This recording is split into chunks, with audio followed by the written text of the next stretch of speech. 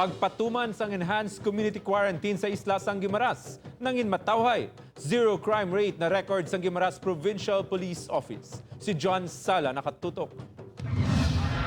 Ikatlo ng adlaw sa pagpatuman sa enhanced community quarantine sa probinsya sa Guimaras. Sa subong nagapabilin nga matawhay kag wala sang may na-record nga krimen ilabi na nga may kaantangan sa paglapas sa precautionary measures sa ginapatuman bilang pagpanginlaman sa coronavirus disease 2019. Zero crime kita base sa mga reports nga halin sa aton nga 5 ka police station and as well as sa mga violations sa aton nga mga protocol sa aton ECQ.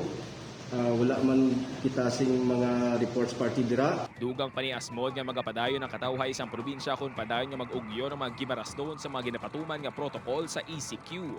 Sunod naman kay Guimaras Governor Samuel Gomarin nga sa iya paglibot sa probinsya may pila sa gihapon nga mga salawayon ang pisara sa wala untat nga palawagan sang gobyerno nga magsunod sa precautionary measures. Only a few nga makita nato na moining aton nga mga kabataan kag mga old folks ara sa aton streets, naga-walking, naga-exercise. Ini sila, way naga-observe sang physical distancing nga ginapatuman nato. Ang iban way mask, mo ini ang rason nga ipatawag nato naton kapulisan sa paglantaw kag implementar sa sini sa sunod nga sa karon sa kagahon.